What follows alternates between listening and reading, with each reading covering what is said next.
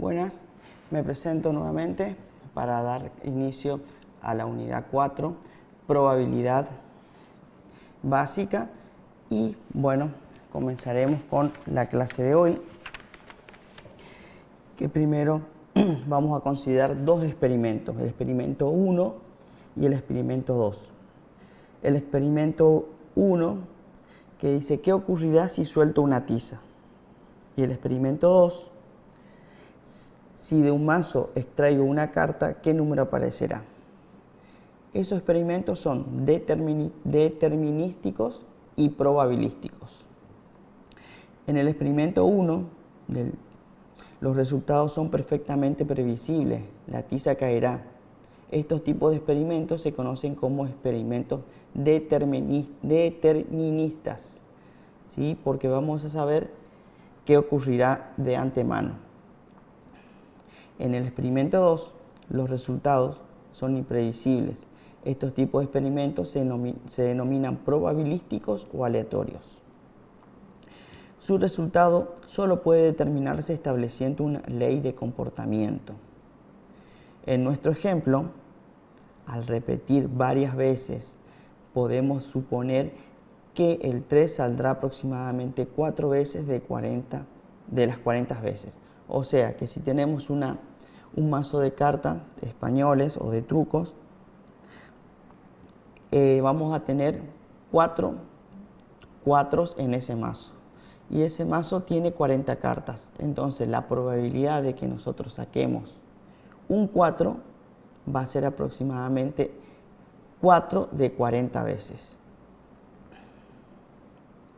En los experimentos aleatorios, y solo en ello, es posible hablar de probabilidad. Experimentos aleatorios, espacio muestral y sucesos. Un experimento aleatorio, como estuvimos viendo anteriormente, es una operación realizada un cierto número de veces bajo las mismas condiciones de experimentación. Y un suceso es un resultado de ese experimento. O sea que el suceso hubiera sido cuando nosotros sacamos una carta del mazo. Y el espacio muestral sería las 40 posibles soluciones que podríamos haber tenido. Y el espacio muestral dice, son todos los posibles resultados de un experimento aleatorio. Por ejemplo, al arrojar un dado, los posibles resultados de dicho experimento son 1, 2, 3, 4, 5 y 6, que es el espacio muestral y casi siempre se lo denota con la letra W. Siguiendo con el ejemplo anterior, al arrojar un dado, los posibles resultados de dicho experimento son 1, 2, 3, 4, 5 y 6, que son las caras que tiene el dado. Si nos preguntamos cuál será la probabilidad de que salga un 4, dado que hay 6 posibles resultados y un solo 4, la probabilidad de que salga el 4 será 1 sobre 6. Esto nos lleva a enunciar la definición de la teoría clásica de probabilidad. La teoría clásica de probabilidad dice que la probabilidad de que ocurra un evento se calcula como la cantidad de casos favorables a dicho evento sobre el total de resultados igualmente posibles. En símbolos podemos decir que D es un evento al cual se le quiere calcular la probabilidad de ocurrencia, y la experiencia consta de n resultados posibles. En este caso, en el del dado, eran 6. Y la aparición del evento D se puede dar en m de estos resultados. M vendría a ser 1 porque tenemos un solo 4. Entonces se tiene que la probabilidad de D es igual a m sobre n, donde m son los casos favorables y n son los resultados igualmente posibles o el total de la muestra. Ahora vamos a tener una actividad. La actividad 1. Dice, una persona posee un billete de lotería perteneciente a una tirada de 150 billetes. El sorteo ofrece un primer premio, 2 segundos premios y 5 terceros premios. Pregunta, ¿cuál será la probabilidad de ganar el primer premio, el segundo premio y el tercer premio? El primer premio sería 1 sobre 150 porque hay un solo ganador. Esa sería la probabilidad de ganar el primer premio. Ahora vamos a tener 2 segundos premios, o sea que la probabilidad sería 2 sobre 150. Y en el caso del tercer premio, tenemos 5 tercer premios, o sea que vendría a ser la probabilidad 5 sobre 150. Definición de probabilidad por medio de la teoría frecuencial. En estos casos, se puede aplicar la teoría de probabilidad debida a von Mises, llamada teoría frecuencial de la probabilidad, que expresa que si se repite un experimento aleatorio un número bastante grande de veces, la probabilidad de un evento en particular puede asimilarse a la frecuencia relativa. Como anteriormente habíamos estudiado en la unidad 1, la frecuencia relativa es h sub i, que es igual a n sub i sobre n, que representa la proporción de veces que se presenta un evento en particular en las n repeticiones del experimento. Continuando, vamos a tener otra actividad que dice, una fábrica automotriz posee la siguiente información correspondiente a la distribución de salarios mensuales de un grupo de 500 obreros. Ella fue obtenida a partir de una muestra aleatoria. En esta tabla tenemos en esta parte los salarios divididos en intervalos, la frecuencia absoluta de cada intervalo y ya aquí realizamos la frecuencia relativa de cada uno de los intervalos.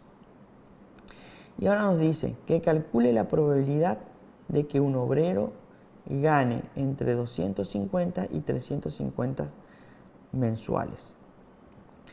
O sea que nosotros lo que tendríamos que hacer es ir a la frecuencia relativa y ver que la probabilidad de que un obrero gane entre 250 y 350 mensuales sería del 0,16. O sea que esto sería el cociente entre 80, ¿sí?, que es la frecuencia absoluta de ese intervalo, y el total de obreros. Ahora vamos a hablar de la definición axiomática de probabilidad. Dice que sea epsilon un experimento y sea W un espacio muestral asociado con epsilon, con cada suceso A asociamos un número real designado por probabilidad de A y que satisfaga los siguientes axiomas. Si nosotros, el primer axioma que va a tener que satisfacer es que la probabilidad de todo el espacio muestral va a tener que ser igual a 1. O sea, que si nosotros teníamos el ejemplo de los dados, del dado, decíamos que la probabilidad de que ocurra 1 va a ser 1 sobre 6, más la probabilidad de que ocurra que salga el 2 va a ser 1 sobre 6, la probabilidad de que ocurra o que salga el 3 va a ser 1 sobre 6. Si sumamos todos esos resultados nos va a dar como resultado único 1. También en el axioma 2 dice que toda probabilidad que pertenezca a un espacio muestral W va a tener que ser mayor que 0 o igual que 0. ¿Sí? Si es igual a 0, quiere decir que no ocurre esa probabilidad.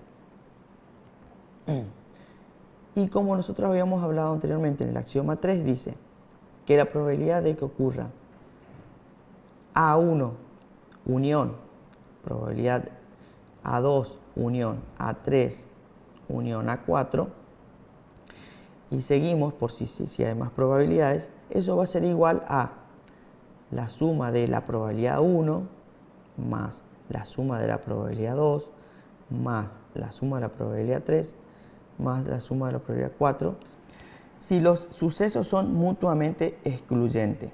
Nosotros si sumamos cada una de estas probabilidades, el resultado nos va a dar como resultado 1. Ahora vamos a hablar de sucesos mutuamente excluyentes. Se dice que dos sucesos A y B son mutuamente excluyentes si no pueden ocurrir juntos. Expresamos esto escribiendo que A intersección B es vacío, es decir, la intersección de A y B no existe.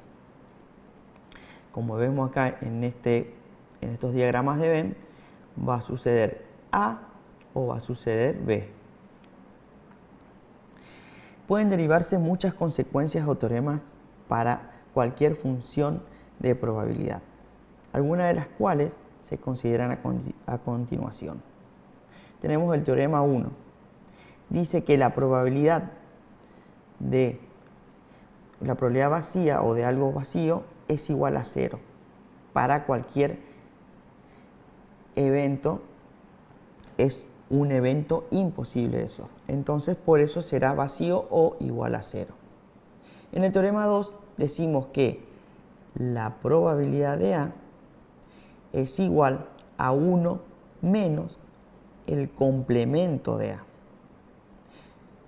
El complemento, acá me había olvidado, lleva un guioncito arriba de este A. En que A, como dice, es el complemento de A con respecto a W. O sea, en el teorema 2 decimos que la probabilidad de A es igual a 1 menos el complemento de A. El teorema 3 dice, si A y B son sucesos cualesquiera, entonces la probabilidad de A unión B va a ser igual a la probabilidad de A más la probabilidad de B, menos la probabilidad de la intersección entre A y B. ¿Por qué restamos la probabilidad de la intersección entre A y B?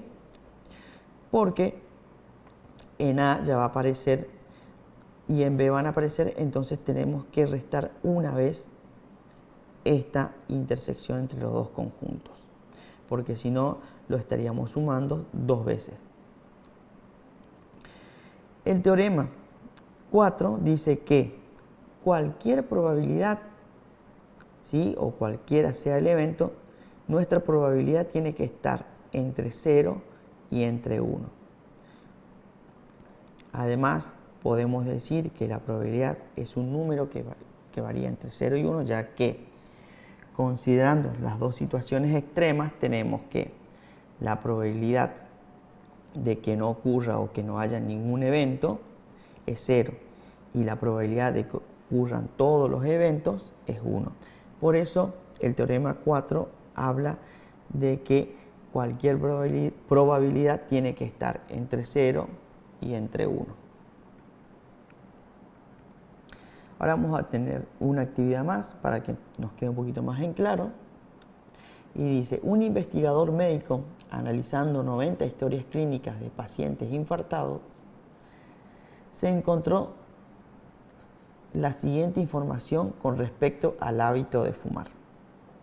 Presentamos esta tabla donde tenemos la categoría del fumador, la cantidad de pacientes y la frecuencia relativa. La categoría del fumador dice menos de 10 cigarrillos, entre 10 y 20 cigarrillos, más de 20 cigarrillos. La cantidad de pacientes para menos de 10 cigarrillos son 10, entre 10 y 20 son 30 y más de 20 son 50. O sea que nuestra muestra sería de 90. Y nuestra frecuencia relativa sería 1 sobre 9, que es la división o el cociente entre 10 sobre 90, que me da 1 sobre 9. En el segundo caso sería, o en el segundo intervalo sería 30 dividido 90. Y en el tercero 50 dividido 90. Ahora, si nosotros sumamos estas frecuencias relativas, nos dará como resultado 1.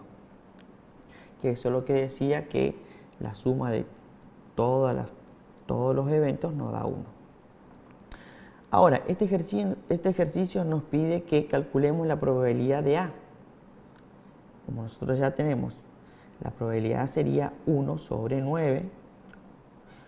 ¿Sí? Primero era 10 sobre 90, lo simplificamos y nos quedó 1 sobre 9. La frecuencia entre 10 y 20, o la probabilidad de B sería 1 sobre 3. La probabilidad de A unión B sería la suma de 1/9 más 1/3.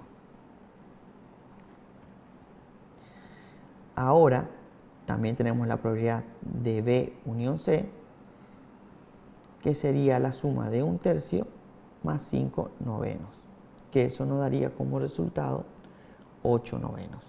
En el anterior caso, que era la probabilidad de A unión B, sumamos 1/9 más 1/3, nos dio como resultado 4/9. Sucesos no mutuamente excluyentes son aquellos que tienen resultados en común. Por ejemplo, A unión B es igual a la probabilidad de A más la probabilidad de B menos la intersección. Eso habíamos hablado anteriormente. Ahora vamos a ver una actividad. Dice, un investigador médico clasificó a 8.766 pacientes considerando el grupo sanguíneo y las patologías gastrointestinales que se presentaban. Los resultados obtenidos están resumidos en la siguiente tabla. El grupo sanguíneo tenemos 0, A y B. Las patologías vendrían a ser úlcera péptica, que sería el evento A, cáncer gástrico, que sería el evento B, y sin patología, que sería el evento C. Acá tenemos los totales del grupo sanguíneo 0, del grupo sanguíneo A, del grupo sanguíneo B. Y acá tenemos el total de las personas que tienen úlcera hepática, cáncer gástrico y sin patología. Y aquí es el total de la muestra. Entonces, en este ejemplo, dice que si seleccionamos un paciente al azar, ¿cuál será la probabilidad de que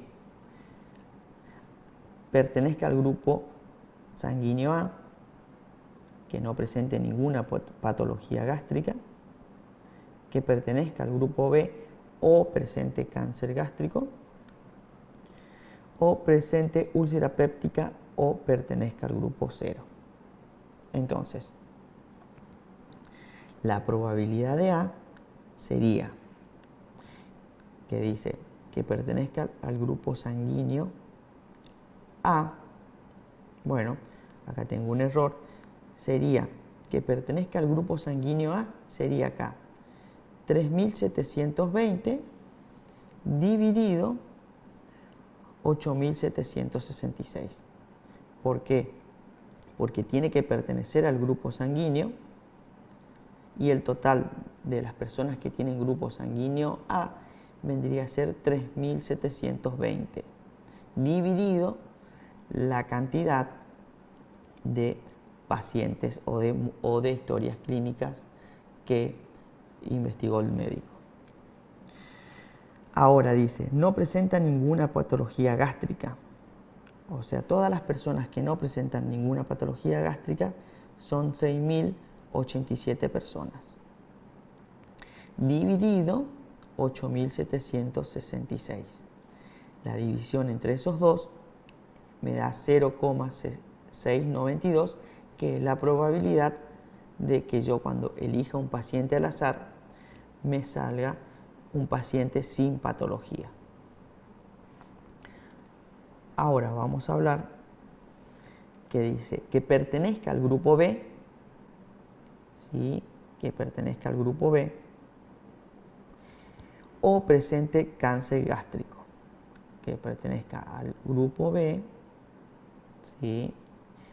O presente cáncer gástrico. Entonces voy a tener que decir la probabilidad de F, ¿sí? Más la probabilidad de B menos la probabilidad de la intersección entre F y B. Ahora, nosotros decimos que la probabilidad de F sería 788 dividido 8.766.